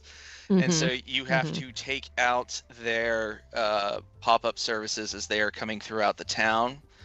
Also, you will have to become persuasive to make sure that people who don't return their movies bring them back. As this is during St. Patrick's Day week. That's a lot of popcorn, my man. You would be surprised. They have here in a little bit. I may close the store and run around, but they have pots of gold around town, so you can artificially inflate your money, your wealth, your money at this time. The color scheme is perfect, by the way. The like hot, yes, pink, aqua, yellow, pink, purple. Yeah, it's good. Takes me back. Good old like Hollywood video era. I used to love picking out like a rental movie. You haven't had to give correct change in a while yet.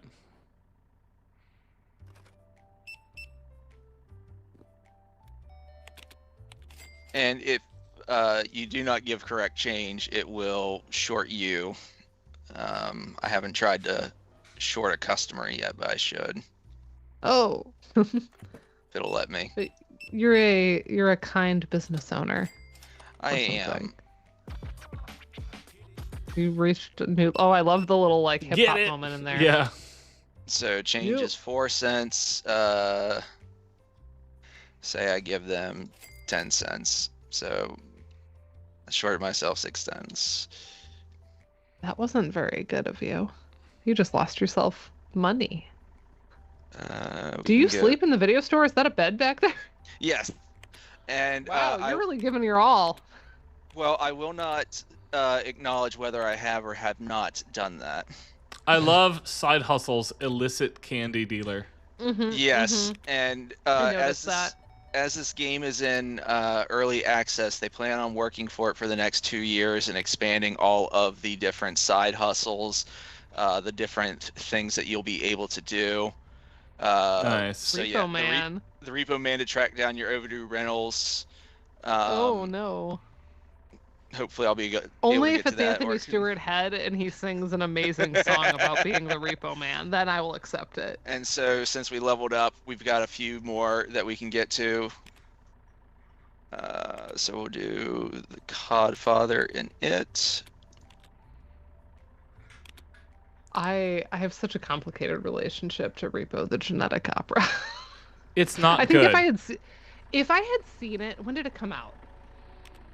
2002. Okay, I conceivably could have seen this in high school. If this had come out, if I had seen this when I was in high school, I think I would have loved it. Like, the nostalgia would trump all of my critical faculties, and I would just be like so into it I wouldn't care. But because I saw it much, much later than that, I don't really forgive its sins. Yeah. And yet, there are times, like, especially in the spooky season, where I'm like, screw it, I'm gonna, like, have a couple drinks and start this film. And, you know, there are some moments, like, Paris Hilton does an amazing job in her role. She's kind of built for it. Sure. Anthony Stewart Head saves the whole thing. He is really good in it. He's literally the reason to watch. And so we have IT, our horror movie. IT. Yes. That's good. Let's see. What did I grab? I grabbed more popcorn. And my biggest issue with it, as we know, is the text setting is awkward. Oh, it's Terrence Zdunich cannot set a text. I mean, no disrespect. We needed a I don't know. Does musical theater have librettists? Do they call them something else? We needed a librettist to advise. Because, like, the melodies themselves are fine, but then there's, like, just this tripping over of lyrics that makes it so hard to watch. But that said, like, I'll watch Anthony Stewart Head sing any day.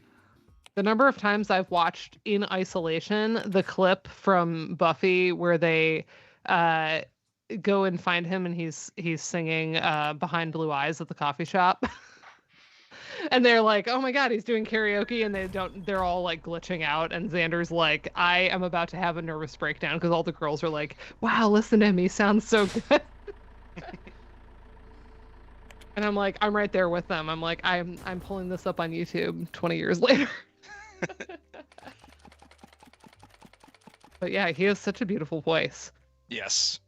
I actually owned a physical copy of a solo record of his that I think he put out probably around that time, early 2000s. So good. So good.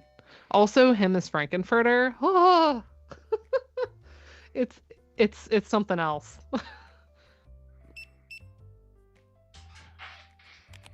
There's definitely a video that I remember. A good friend of mine that was a college roommate sent me at one point of him just like at a con busting out into Sweet Transvestite, and I was like, oh, hello. Nice. There. It's so good. I love demand flyer, which is to say you demand these customers take these flyers from you. So here in a second, once I get this person out of my store. Can you just like whip them at people's heads? Yes. Yes. So we'll go pick those up. Thank you for pointing that out. We will.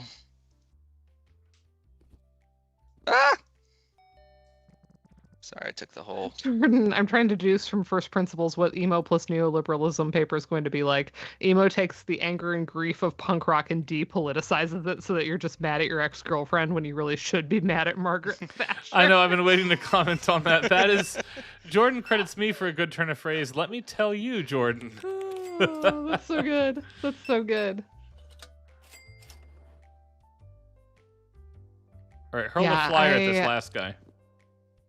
There are limited cases where I could handle things that I think are definitely classified as emo, like Dashboard Confessional, right? They are, I think, by any account, an emo group. And you know what I think the difference is, though?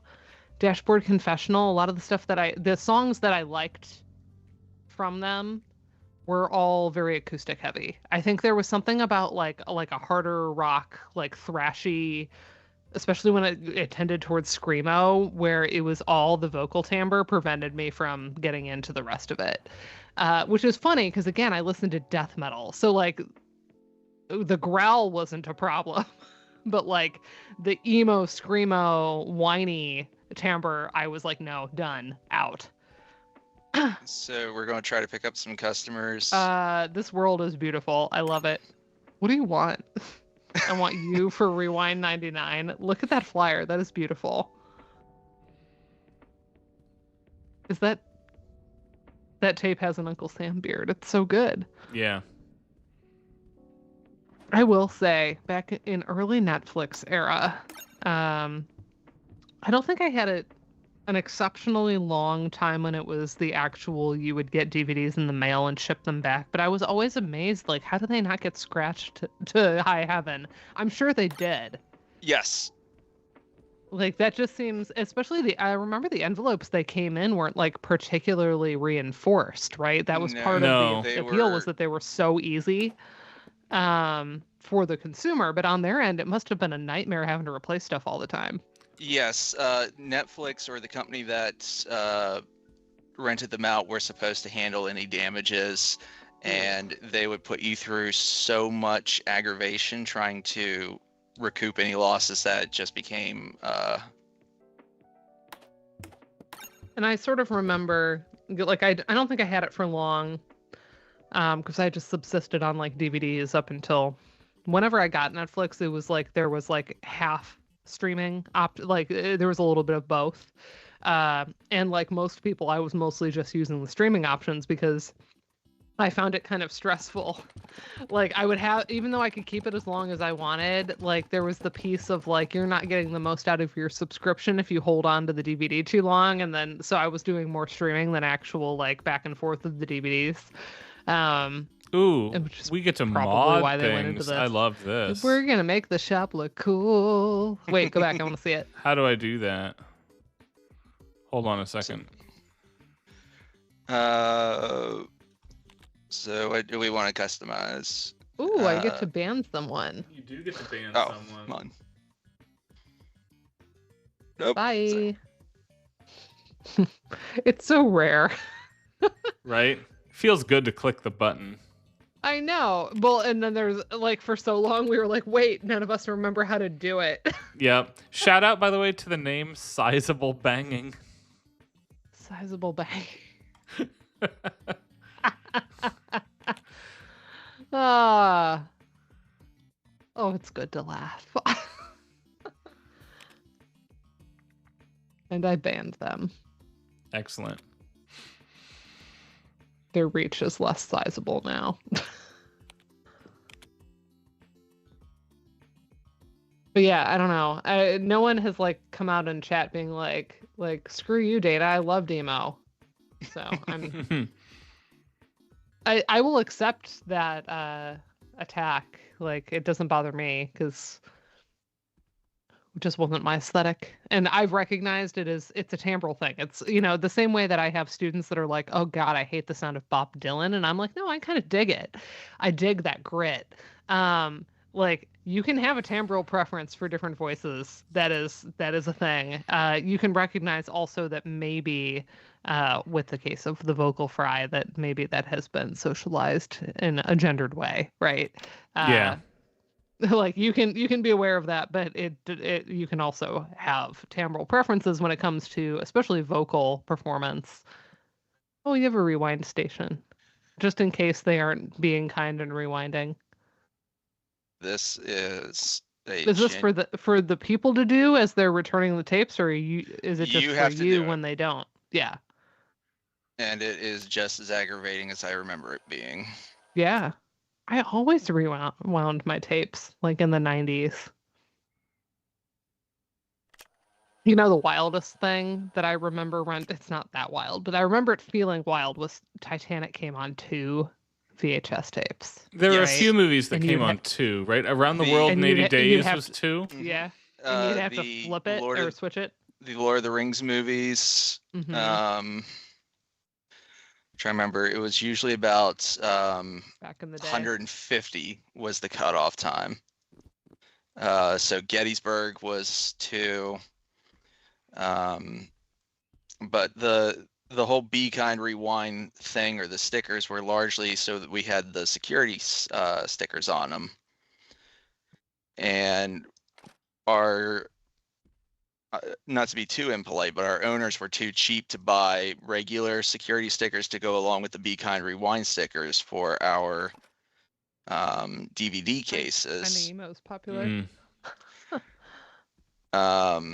So we would put Be Kind Rewind stickers on the back of the plastic DVD cases, and anybody 50 or up would always ask us. Would get so confused because they wouldn't know. And they would ask us if they were going to be charged for not rewinding their DVDs. Love that. Sad and cute.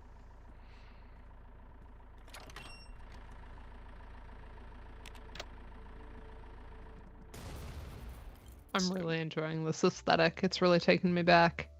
We need a little alien here. Yes. Please. Oh my gosh, he's perfect. Remember when alien heads were like everywhere? Yeah. And then they combined that with like the kind of neo psychedelia that happened in the 90s randomly.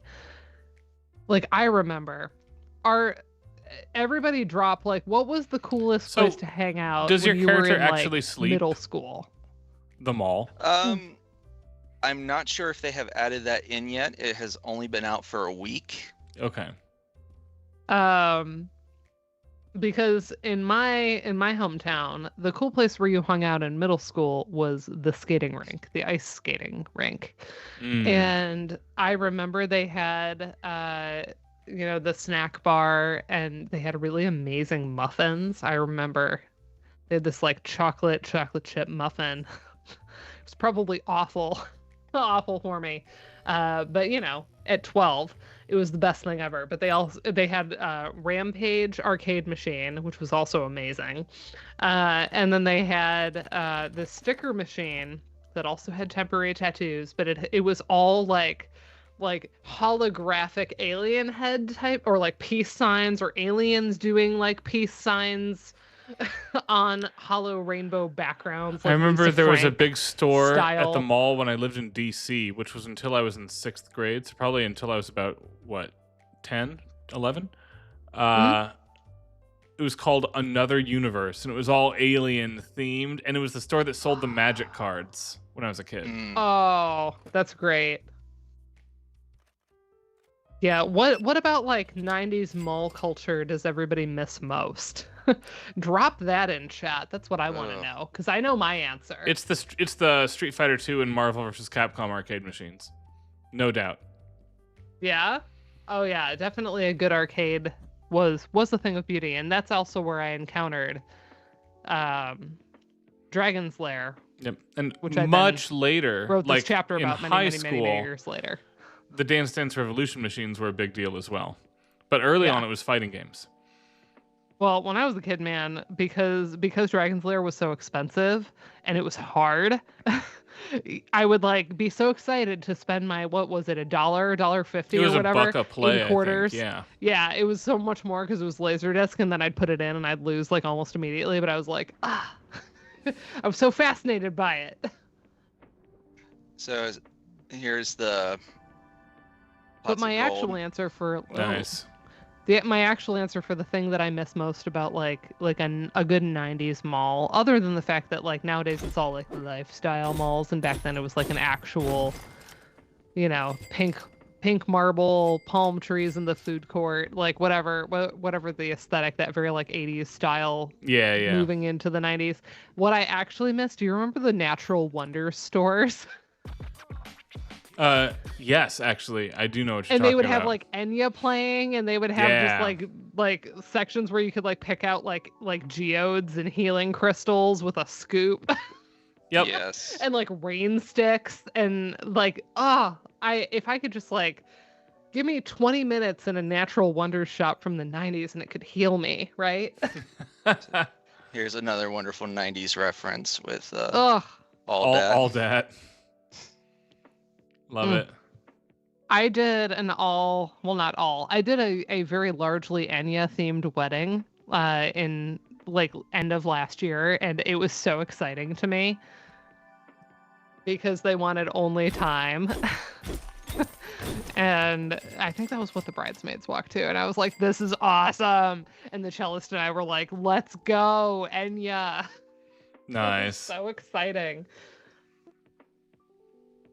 And so the RentNet is beginning their takeover with their red rental kiosks. So good. So I have to go hunt them. Yeah, we have to go. Are you gonna? Is that what the baseball bat's for? You're gonna? Yes. Take them first, out? I'm going to help myself here in the future by getting some money.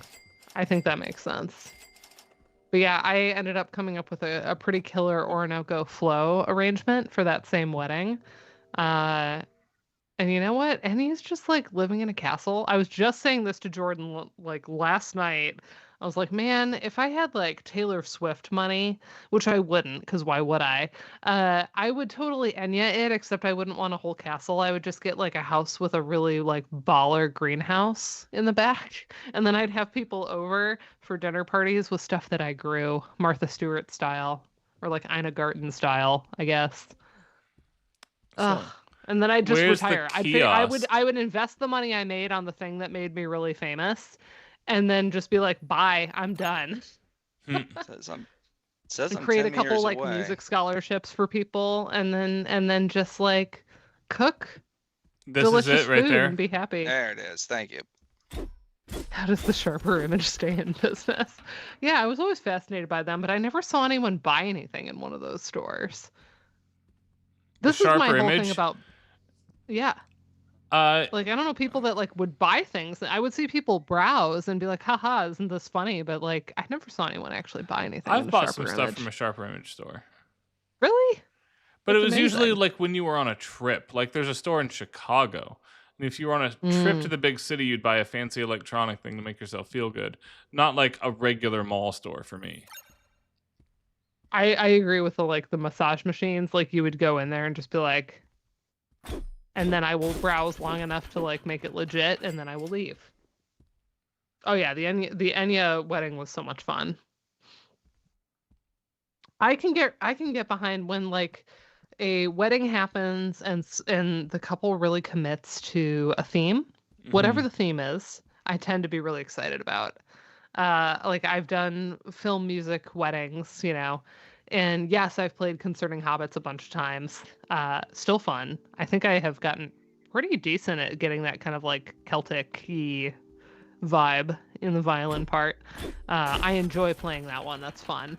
But yeah, when someone's like really specific, like as long as it isn't Twilight, because like, oh boy, if I never play 1,000 Years by Christina Perrier again at a wedding, it's too soon. I have to do that one a lot. Or Turning Page, Sleeping at Last, like that. Oh, that's in another Twilight movie, and I'm like, oh. I love that you have Bad Burger now. Yeah, Bad Burger's great. Or, and this is maybe controversial because a lot of people I play with are like, why do you want to yeet this into the sun? It's like so easy, and you're not going to mess it up, and it's so great. Coldplay. Every Coldplay song I find mind-numbingly boring. And thanks a lot, Bridgerton Season 4, for meaning that I have to have Life in Technicolor in my set list now. Ugh. Yep. I'm so sick of clocks. I'm so sick of Viva La Vida. I'm a little less sick of yellow, but I'm still sick of yellow. They're just so repetitive, and like without the lyrics, they're particularly repetitive. So I have people that are like, it's the canon in D solution where it's like the same, you can cadence it every 4 measures or whatever. It's great. And I'm like, yeah, but like I have to stay focused. That's certainly true for yellow. Oh, yellow's a lot. But I would, if I had to like choose just like one thing to kick out of consciousness, like erase the memory, like Eternal Sunshine, a song, out of the public consciousness so that nobody ever requests it again. Yeah, it would be a tough toss-up between 1,000 Years by Christina Perri, and it's probably still that, but the runner-up would definitely be Marry You by Bruno Mars. If I could never play that again, I would be so happy. I hate that song. I love Bruno Mars.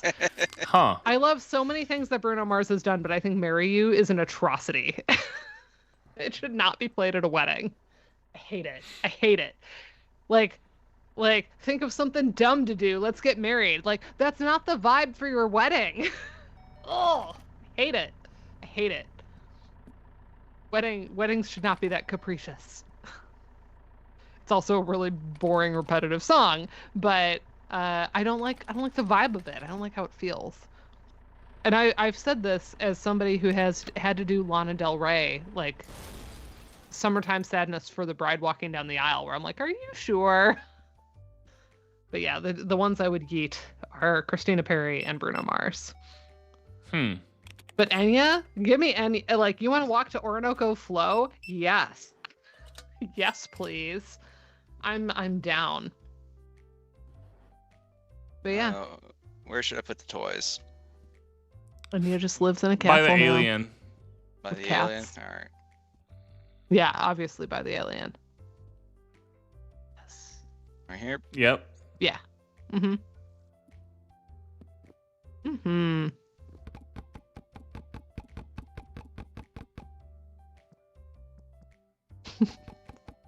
That's so many basketballs.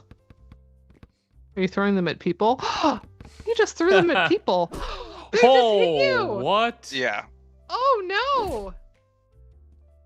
Do you have to beat them up now? Are You you actually in can combat? upset people. Oh no! How do you pacify him? How do you fix it? Did they Well- just kill you? They knocked me out, and so I woke up at the hospital. Oh Amazing. no! What? Yes. Oh no! I hope I no thought one you- stole from your store. I thought you would appreciate that. Yeah, Yeah, amazing. that is amazing. So I should But probably yeah, I loved the Enya wedding. Trying to think, like, what are some other like themey ones that I've done? I did the one that was like very 70s. The Bride Walked to Thank You by Led Zeppelin, and they wanted a bunch of like Fleetwood Mac type stuff, Tom Petty. That was a really fun wedding. And it was in this really beautiful venue that was my first time playing there.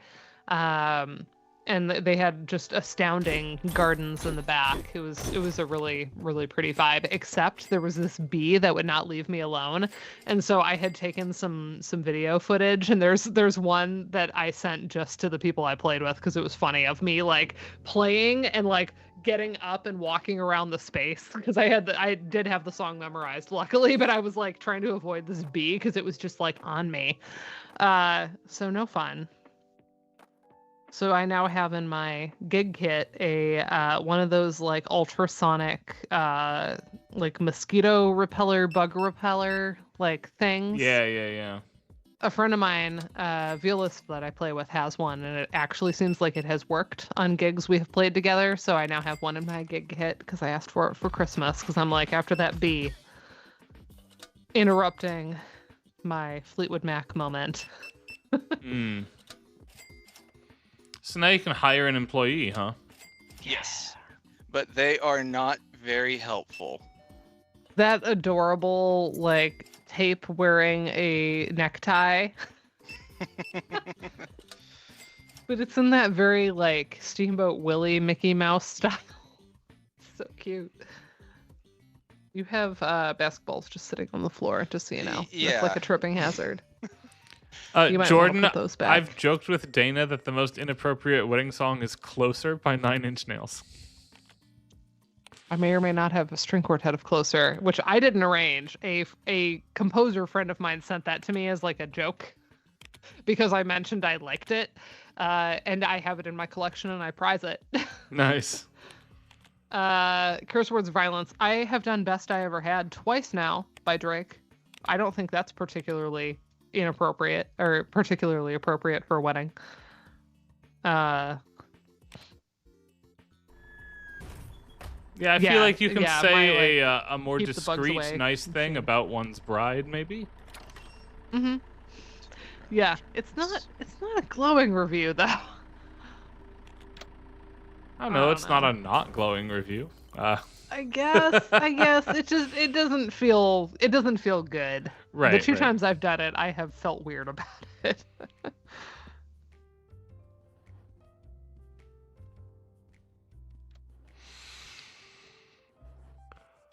Yeah, the Lana Del Rey Summertime Sadness as a bridal processional, like it's one thing to put that in Prelude or like have it in a cocktail hour, but like Summertime Sadness as the bride walks down the aisle. I remember asking this bride, are you sure? And she's like, I really like sad music. I'm like, okay. And I remember clocking the audience like as I was playing, and there were definitely people that were recognizing it, and you could see the look of like, is she happy she's getting married? Are we okay? Oh, sorry, Grateful from Company. That's a really good suggestion. Yeah, I've done some that are pretty wild. One that I had to do, and this was awkward because it was a decommissioned church, but they had hired, the officiant was a priest, like, I don't know, Catholic priest, and so he came up and yelled at me after, even though it wasn't a Catholic church, I will be careful to say, but the bride asked for Versace on the floor. And I was like, also not the most appropriate song for not a cocktail hour. Like, again, if you have it in a cocktail hour, that's fine, that's the party, but like for the ceremony, that's a little bit out there. Are they walking out to that then for the ceremony?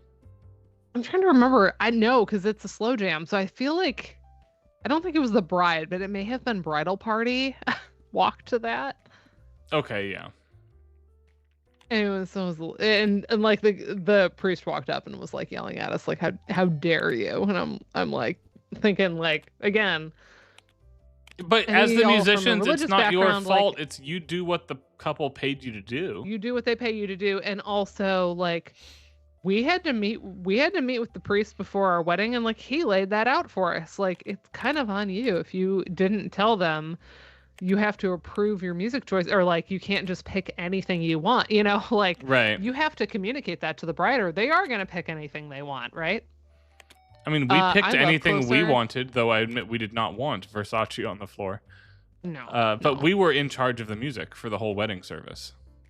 I was in charge, and like, because it was in a straight up Catholic church, I had to, think about that. But also, I ended up doing like these beautiful Renaissance vocal pieces that were, yes, secular, but like no one, like, they're basically classical to anybody listening. Right. So, and nor were they that salacious or anything. I was going to say, if you're going to like play a madrigal, though, like what percentage of those are about banging or something, right? Like, this was pre-madrigal, so like earlier than that.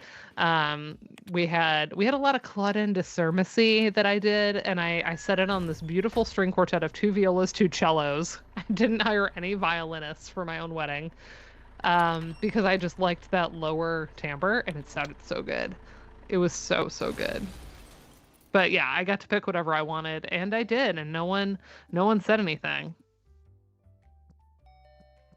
Yeah, I didn't.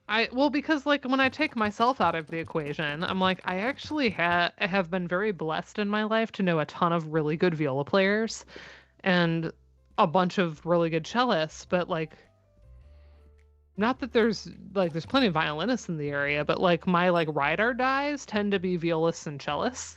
So when it came to playing my wedding, and then I got the idea of like, oh, I'm gonna do some of these stuff that things were originally set on like a male vocal quartet, and so I was like, then I don't have to like do anything to it. I can just leave it in the original key. It kind of sits lower, and it sounded really pretty. So I had like some Josquin Dupre. I had a lot of Claudine de Sermacy, Yannick. It was really cool. I want to ask quickly because we're hitting time and I need to cut it because I have to give a big exam tomorrow. How far does this game go, Andrew, in early access? You said it's been out about a week and they are not yet done with it. It goes pretty far. What actually happens next here, once you hit level 5, it allows you to begin expanding your store. Okay. It offers, let's see if I can find the station. Not the checkout station. It allows you to add more stations. Where is it? It has a special, the side hustle here. Movie mixing. What you begin to do is it allows you to take different movies and then mixing the different genres to create new movies. And then you begin adding those movies to your collection and increasing your profit. Apparently you can also play solitaire, but it won't let you. Love it. And then as you add the different side hustles, it's trying to make you interact with the world, and their goal is to expand the actual town, not just your not just what the store can do, but what the town not just affords. What the store can do. And then I think it was about day 4, I had eventually gotten overrun with people, and my employees quit. Huh. So it gets hectic pretty quickly. Yeah, I love it. All right, we're going to do Medieval next week with Andrew and Karen together. And then we're going to be slowly thinking about the end of the semester in April, and I'm so excited for that to be done. And then we're going to see, hopefully, a bunch of you at NACVGM in New York. Yeah. Love it. Yes, I'm excited for that long road trip as well. Andrew, thanks for joining us today. Oh, thank you all for having me.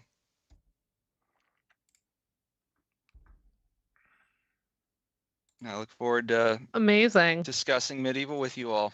Oh, I can't wait. I've been looking forward to it. I know it's something we've wanted to schedule for a while. I'm excited to hear our medievalist go tete-a-tete with you on it. Oh my gosh. Okay, I'm hanging up on everybody. I don't know anything Good about night, this game, team. so I will be coming to it totally new. Right. We'll see everybody next week. Bye, friends. Love. Bye.